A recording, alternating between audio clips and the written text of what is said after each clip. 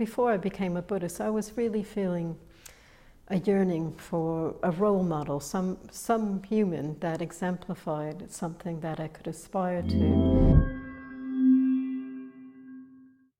A warm welcome to everybody here at Ephra Space for our Dharma Night, and also a warm welcome to those of you tuning into this recording. My name is Amarapuspa, and we're continuing tonight to explore the theme of the three jewels. So that's based on a book by Sangha. It's also the core of what it means to be a Buddhist. So it doesn't hurt to revisit these three jewels. So what we've done so far is we've explored the Buddha jewel, so the gold jewel of the Buddha. And jewels are very precious, they're very beautiful, so the Buddha is very precious and beautiful to us Buddhists. It also has many facets, so we have explored the different facets of what the Buddha means, from historical to mythical, symbolic. And then leading on from the Buddha is the Dharma jewel, the blue jewel, and the Dharma meaning truth, and also the many, many teachings the Buddha gave during his lifetime, and so over 60 years. And in the last 4 to 6 weeks, we've been exploring the Buddha's exposition of the Dharma, his quite brilliant communication of a path, elucidation of a path, how to liberate the mind from suffering. And now we're reaching the last jewel, the red jewel, so the beautiful, many-faceted red jewel, which is known as the Sangha jewel. And so some of you may know Sangha as translated as community. So here in Triratna we have a community, a Sangha, of people who practice together. So not just a social community, it's a community united by our inspiration and our aspiration to follow the Buddha's path. And in the next few weeks, we're going to explore different facets of the Sangha jewel. And tonight, we're going to explore the most traditional meaning of Sangha. So it's probably not as well known to Western Buddhists, but the original meaning of Sangha referred to what's known as the Arya Sangha, or the Noble Assembly. And the Noble Assembly being the followers of the Buddha who had gained transcendental insight, who had broken through, I guess, one formula that the Buddha said of fetters, things that hold us back. And these great attainers, the Buddha would refer to them as leviathans in the ocean, so these great spiritual attainers date back from the Buddha, but all the way to present time. So there's this whole lineage of inspiration and respect that we, as Buddhists practicing today, feel connected with these people, these great teachers, these great practitioners. And going back to the Buddha, quite extraordinarily, very shortly after he was enlightened, was reported as reflecting on the fact that there was nobody for him to look up to. He had attained supreme enlightenment, nobody who would have been the first one in our historical era. So there's nobody on that spiritual level higher in the world he could look up to. And he felt a sadness about this. He talks in this text about the human need to look up to and revere someone or something. And he, right then and there, made, I guess, a decision to revere and have reverence for the Dharma. So this lineage, this is a theme that runs throughout Buddhism, particularly in the Sangha jewel, that we revere and respect those teachers that have broken through and that have made significant attainments through their practice. And there's so many and so many Buddhist traditions.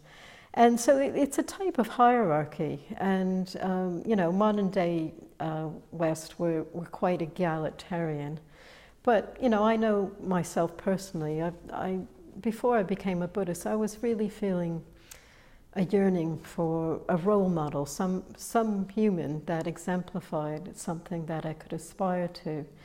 And it wasn't until I became a Buddhist that I met, there are of course many inspiring figures, literature and history, but really wasn't until I became a Buddhist. I came across not only through historical Buddhists, but Buddhists I met, and most importantly, my teacher that inspired and exemplified me to want to go deeper in practice and follow the path of the Buddha. And there's quite a tradition, particularly in Tibetan Buddhism, of bringing to mind those teachers, those attainers.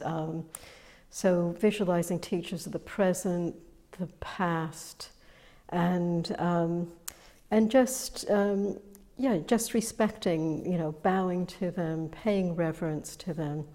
And on this table, I have an image that's in that tradition. So it's our teacher Sangha with some of the great teachers he came across before he founded our Triratna tradition.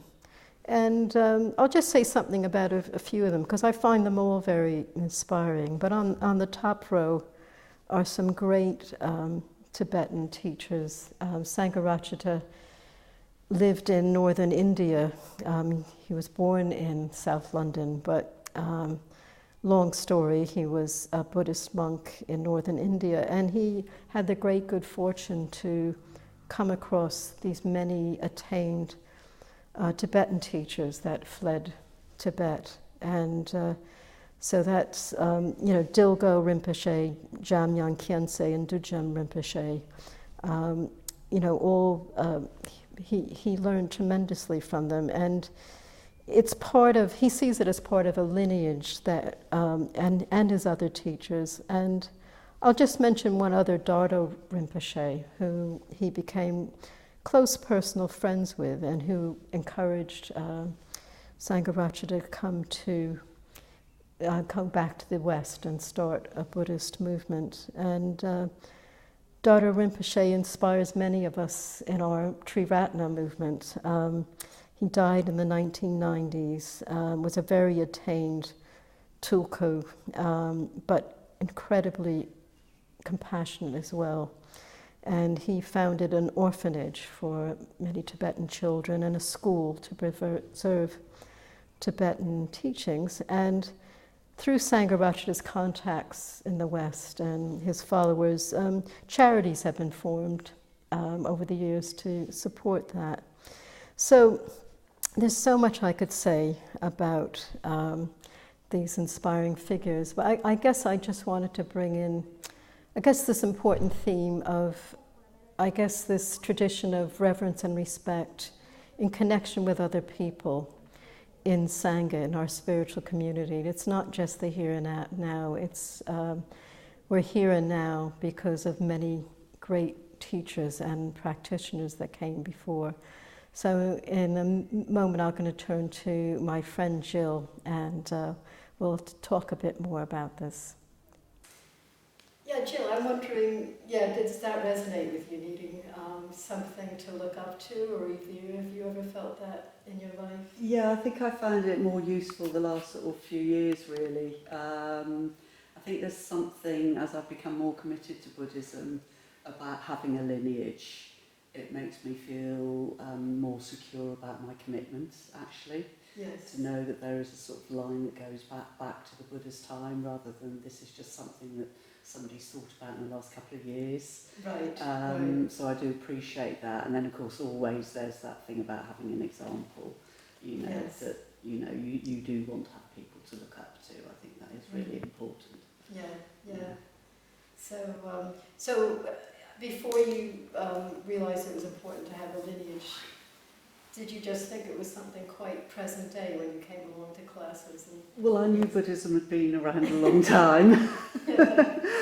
I think I just hadn't thought much more than that. And I think I thought there'd been sort of, basically the Buddha was around and then Buddhism died out and there was sort of 2,000 years with nothing. But of course that's not so. Yes. You know, there are all these threads through. So as I've got more involved, I sort of found out a lot more about the lineage and the different people.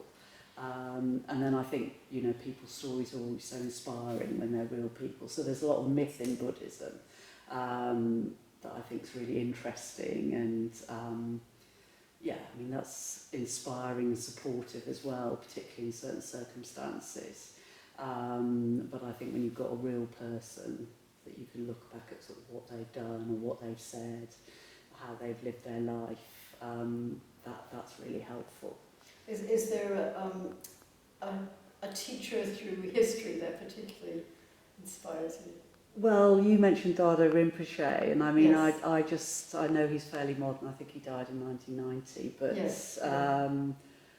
I just, you know, he worked really hard. I think that's something, because I sometimes feel I'm a bit lazy, you know, but I just sort of, you know, he worked really hard.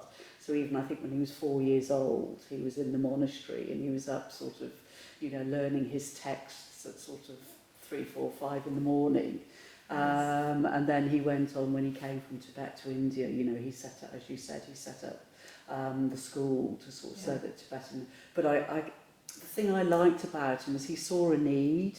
So he saw what was happening with the Chinese in Tibet. So he saw that they might lose their traditions and their culture and set up the school. But then he also saw a lot of more refugees coming in from Tibet.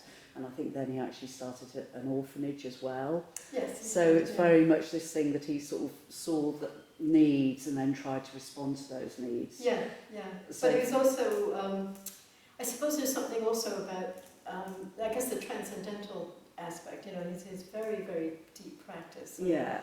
You know, as you said, he was recognising there's a tradition in Tibet of recognising children from a young age as being a tulku, so being the reborn master.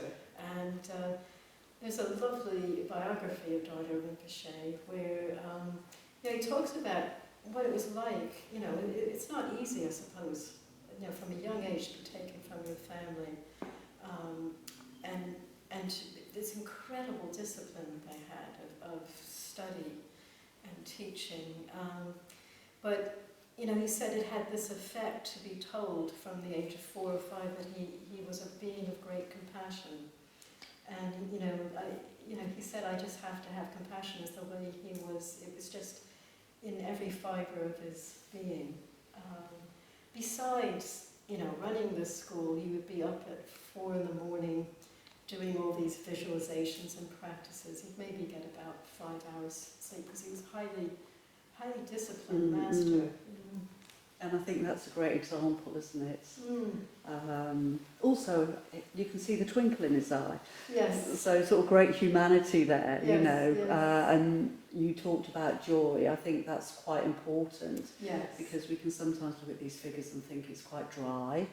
And it was just work, you know. And I think, I suppose the Dalai Lama sometimes, you know, he'll sort of say something with a little bit of a twinkle, and it just brings the humanity out, doesn't it? And also, you know. I think it brings a higher spiritual quality too, because in Buddhism, playfulness and joy are, you know, really valued, unlike some other religions, and that's always really inspired me, that someone could be really tamed but light and joyful and playful.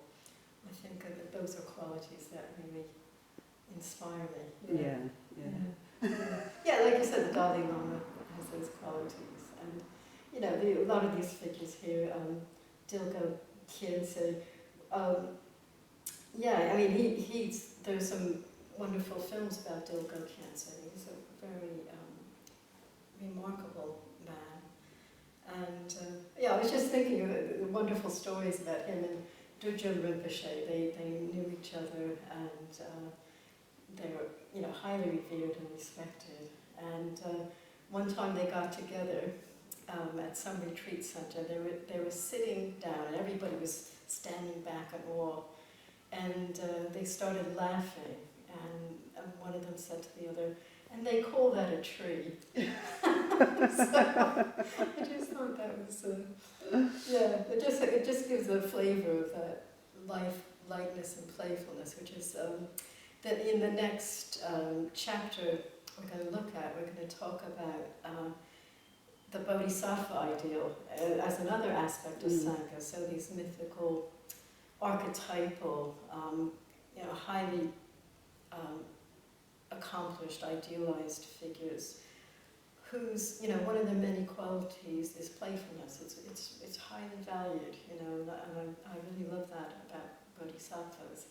And through this series, we'll work our way to other aspects, such as the monastic tradition of Buddhism. So that's another way of Sangha, and then the lay tradition, which dates back to the Buddhist time of many highly attained lay followers of the Buddha, and how, in Western society we're kind of trying to connect with depth of practice in lay life, and so there are a lot of great exemplars in that aspect of Buddhism as well. Yeah. So I think we'll leave it there. Great. Yeah. Great, so I hope you enjoyed that Dharma Night talk. So if you did enjoy it, if you're enjoying our videos, I just want to ask you or encourage you to think about making a donation to the Brixton Buddhist community. We're a UK charity that relies completely on your donations to run everything here. And if this was a class, a meditation class, there'd be a donation bowl that you could just put in £10 at the end of the night to help support the activities. But as you're watching this online, I just want to ask you to think about making an online donation. If you've watched 4 or 5 videos this month, maybe you might want to think about giving £10. So there's a link in the description below where you can go to our website and make a donation. And if you want to keep giving and you don't want to worry about making that donation every month, well, you could just set up a standing order, a monthly standing order. That would be really, really helpful. I want to suggest something of the region of maybe £10 or £20 a month if you're able to do that. And that would be really, really helpful and help us keep producing videos like this one. Thanks for listening. Take care of yourself.